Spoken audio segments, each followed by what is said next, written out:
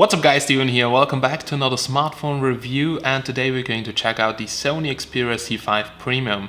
So I've now used it all along with my iPhone for the last weeks and I want to bring you my full review. So the Z5 Premium is the first smartphone coming in with a 4K display. This results in a pretty awesome pixel resolution of 3840x2160 pixels. This is just like my desktop monitor I'm going to use. Now the pixel density, it's 806 pixels per inch and the display looks just stunning. But also the Sony Xperia Z5 Premium comes with all the features you can find in the Z5 series, like it has IP68 waterproof certification, 3 gigs of RAM and the Snapdragon 810, and micro SD card support and so on.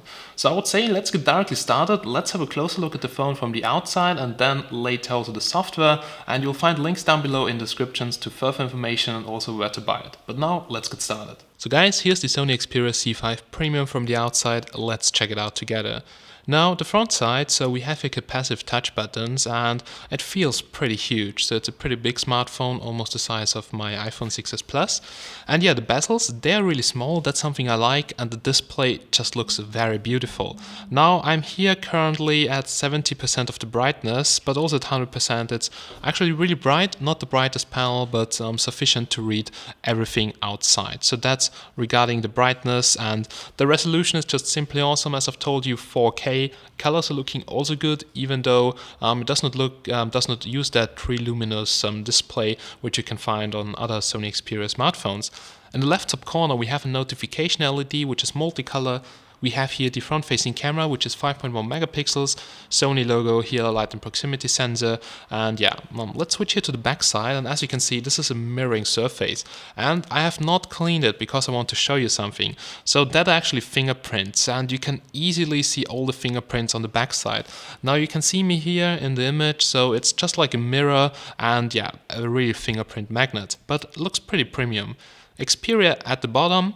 At the top here the NFC logo, because this device also supports NFC. We have a 23 megapixel rear camera all along with a single LED flash, so unfortunately not a dual one. Now the frame, it's made out of plastic and doesn't feel premium at all, so the frame could definitely be better in my opinion. Also it has that kind of bar design, so looks like a brick to me. Now not something I don't like so much. Now here on the right side we have the power button, which has an integrated fingerprint scanner, and this one here is really fast, so you press it and boom, your phone is unlocked. And I have to say it's very comfortable, and I really love this more than Touch ID on my iPhone. So we have here also a camera button. So basically if you enter the camera application, you can use that button here to take pictures, and this really feels like a compact camera, so it feels pretty good in my opinion. And the volume rocker, also made out of plastic but does not slide up and down. Now at the bottom of this device, at the bottom of the frame, we have the micro USB port to charge it, all along with the bottom microphone, and the top side just contains a 3.5mm headphone jack all along with a second microphone for noise cancellation. So on the left side of the frame we basically have here a little slot, and in there you can put in a SIM card, so a single SIM card, and you can put in one micro SD card. Currently we have a 64GB micro SD card inside, all along with a SIM card, and that's it. So basically that's a smartphone from the outside. All in all, I have to say it's pretty huge, but the power button on the right side makes it pretty comfortable to use, and also the software really allows to use that smartphone very easily, also with smaller hands. But just keep in mind, if you have pretty small hands, then probably you will feel uncomfortable here with the button and everything. Okay, that's regarding the smartphone from the outside. And now let's jump into Android and let's check it out. Now for sure guys, we've also tested the battery for you. So as I've told you, the battery size is 3430 mAh in this device here. We have tested with our little power meter and also with the bigger one to test out the charger. Regarding the charging time, so quick charge works pretty good, up to around 60%, 30 minutes only. If you really want to go up to 100%, we were able to get around 2 hours, something like that, so that's pretty okay. Now regarding the battery itself, so I wasn't really able to get more than 1 day of usage, and even at the end of the day I had almost no juice in the device itself. So we did a video test, 90 minutes video test. On this device here, so on the Z5 Premium, it dropped 30%, and on my iPhone 6s Plus it only dropped around 20%. So you see the 4K display really sucks out the battery a bit, and you will only get around 1 day of usage. There is no wireless charging inside, but the charging port here at the bottom of the phone is also waterproof and there are no flaps. So that's pretty good. You just plug in the charging cable, you don't have to open up some damn flaps which covers the charging port. And yeah, wireless charging would be nice, but it's unfortunately not included. So yeah, that's the battery, and the charging times are all in all pretty decent, but the battery life could definitely be better. So ladies and gentlemen, we're now here in Android 6. So this is already running Marshmallow and there were a lot of OTA updates. So as you can see, very basic. So we still have here the home screen with multiple pages. We have here the main menu. So not too much customization, but it comes with a lot of bloatware pre-installed. You can see here several applications like AVG and such things, which I didn't install. So it comes really with some apps installed I would never use. I mean, you can get rid of them, but still it's the extra effort you have to put into the device. Okay, so let's jump directly into the settings, and there we go. So just a quick overview over the features. For sure, it comes with all the connectivity, Wi-Fi and Bluetooth.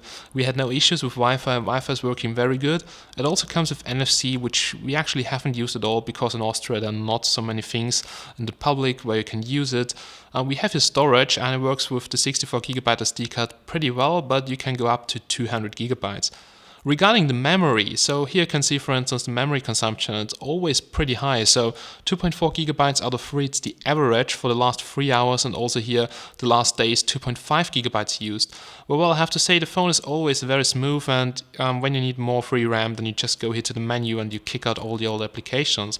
It supports tap and pay, but this is not such a huge thing in Austria here. Yeah, GPS is working pretty fine. As you will see later, we have different accounts, backup and reset, accessibility, and here under About the Phone you can see that it's running the latest version, which is Android 6 Marshmallow. Alright, so let's jump back in here, and here at the top you can see, for instance, here some of the quick toggles, but also nothing special here inside. And yeah, that's the UI of the smartphone. I would say let's quickly jump into the camera application, because this is one of the more important things. So just like on the Xperia Z5 Compact or the normal Z5, you can switch here to the front-facing camera, which looks quite good, by the way. You have here at the top the possibility to switch to video mode and everything. And here we have the settings. So in there we can see that the resolution is 8 megapixels by default, just to save space. But if you really want to get the most out of the camera, you can jump to 23 megapixels, but this is 4:3 mode, so you have that kind of square thing, but this is the maximum resolution of the sensor, and 16:9 maximum is 20 megapixels, so you also have to keep that in mind. Okay, regarding different modes, we can go here to the menu, to the camera apps. We have the augmented reality, we have 4K videos, it's a little bit hidden here inside, but also many features like slow motion, time shift, panorama and all that, which you can find in here. Okay, for sure we have also manual mode for the pros, but well, you can also download different applications for that. So we can switch to the front-facing camera quickly to check out the maximum resolution here, but for sure don't forget there are sample pictures down below. So the video resolution on the front-facing camera's maximum is full HD resolution, and here you can see 5 megapixels is also here in 4:3 of the front-facing camera, but yeah, front-facing camera is quite decent. So well, that are the main applications. Now I would say let's do a quick speaker test, GPS test, and also some benchmarks, and then let's talk about the final conclusion on the Z5 Premium.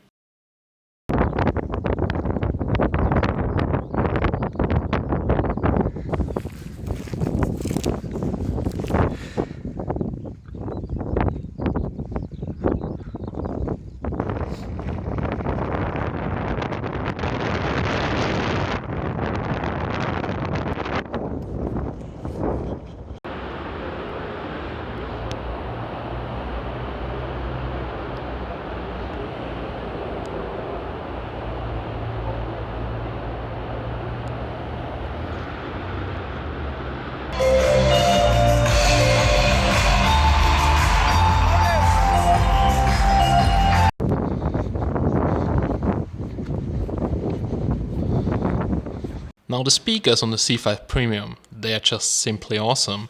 So you have dual speakers on the front side. Now the earpiece is also a speaker, and if you do playback, it's not like the earpiece is not very loud, it's also quite loud, and it feels like a stereo sound. So I have to say, speakers simply awesome for watching movies, also while gaming, but you have to watch out that you don't cover them here on the left and on the right side. But all in all, I have to say, just sounds awesome. Let's hit the play button. There we go. So this is maximum volume, and we can skip here forward a bit. And the clarity is really good, even though it could be a bit louder here, but this as well in the YouTube application. You can really hear the difference between the highs and the lows. So yeah, for the speaker I would rate it really with 9 out of 10 points on the C5 Premium. So guys, the benchmarks are finished. First of all, let's quickly stay here in CPU-C. As you can see, this octa-core processor actually contains 2 quad-core clusters running at 1.56 and 2 GHz. This is why you can see here 1.56 GHz. Now, all in all, yeah, the battery, here you can see it, for instance. So the temperature, 40 degrees, and this is right now after the benchmark. So it gets a little bit warm. You can see here we're almost reaching 50 degrees on that one sensor. And yeah, I have to say, during charging and gaming at the same time, it can get pretty hot. Even though there's no shutting down, it feels a bit uncomfortable on the backside here. So if you're interested in a thermal test, check out the C5 Compact we reviewed, and there you can see how much, for instance, those devices with the A10 can heat up. Now, even though it's a bit bigger, it still gets as warm as the C5 Compact. Okay, here you can see sensor box, so it's pretty cool that it has yeah, gyroscope and magnetic sensor and a good performance. That means you can perfectly use that smartphone for VR. And with the 4K display, if you put it into any universal VR glasses, then you can see that it just looks super awesome. So the pixel density is incredible. Okay, let's have a look at the Antutu benchmark, and there we go. So here you can see the performance, 76K, that's a rating of 86%, faster than 91% of the users. And if you check out here the ranking, then you can see here's, for instance, the C5, so here the C5 in the ranking again, which is pretty close to the S6, so actually on the same level. And here on the info you can see we are running Android 6 Marshmallow all along with 64 bits. Yeah, resolution here is wrong, so full HD, it's actually 4K, it's 3840 times 2160. Also in Geekbench we got a pretty good result, which is 1026.4, and multi-core score of 3700, which is really quite impressive. So after the GPS test, we'll also do a quick gaming test so you can check out the gaming performance. Now, the gaming experience on the C5 Premium is very good. First of all, you have the high resolution display and a very fast processor. So there's no lag in those 3D games like Modern Combat 5 and everything, and you see they play back really smooth and responsive. The next thing are the dual speakers in the front. So the sound experience is just simply awesome, and this even improves the gaming experience on this device really a lot. So I have to say, gaming on the C5, doesn't matter what you play, it's just simply awesome. I mean, just check out here the effects, super smooth, no stuttering, even though it gets a bit warm during gaming and probably there's some throttling, but you don't really notice that in the game, so that's pretty awesome. Regarding the GPS performance, I have to say, the C5 Premium is really good. So we've tested it a little bit during the CeBIT and everything, and we're currently here indoors. Here you can see 22 satellites in view, 12 in use, and we still get a GPS fix. So if I switch it off and on, it finds a fix in a couple of seconds. And also outside, you will have 12 to 16 in use here in Central Europe, Austria, and also a lot of green bars. So we had no issues with GPS, and GPS on the C5 Premium is very nice, but drains the battery with the 4K screen really fast. Alright guys, so let's come to my final conclusion about the Sony Xperia Z5. Now, after testing and comparing it also with my iPhone 6s Plus, there are some things I really liked about it, and there are some things I didn't really like about it. Now, regarding the plus points, it comes with an awesome looking 4K display. So this is really the sharpest display I've ever seen, and also the colors and everything looks pretty good. Now, the fingerprint scanner, which you can find on the right side of the frame, is super fast, and also it's way better than Touch ID. So I hate using my thumb there, so getting my thumb all the way down to the home button. I really love it. So it's here on the right side of the frame, very easy to reach. Then the camera on the smartphone looks also very good. Even though colors are not really the best, but the sharpness and everything, it looks pretty good on the C5 Premium. But let's also talk about the bad things, and this is definitely the battery life. So well, the battery life was not so good. Now it's a huge battery, but the 4K display really sucks out the battery. Also, yeah, I have to say 1 day is definitely possible, so I had no problem to use it yeah, for a whole day. Also when I turned on the brightness, even though then the display didn't look that nice. But I have to say 1 day if you need more, so if you rely on a huge battery, you have to grab a power bank, and this device is already pretty huge, so probably get something else. Then heating issues, now not really issues, but I have to say that it heats up quite a bit while gaming, same as the C5 Compact I had, and yeah, so far this could definitely be better, or next time use some more improved chipset, not the Snapdragon 810, but still, Snapdragon 810 delivers pretty good performance, and yeah, it's pretty huge, but there's not a huge size difference between my iPhone 6s Plus and the Sony Xperia Z5 Premium, but I have to say I like the design of the iPhone just a little bit more than this shiny design of the C5 Premium. All in all, this was our review of the device. Now, thanks for watching. If this video was helpful, please leave a like down below. Also a comment if you have any questions or want to tell your own story about the device, feel free to do that. Now, yeah, please subscribe to help us growing and to deliver you more content in the future and that you don't miss anything. So see you soon in the next video. Have a nice day and bye bye.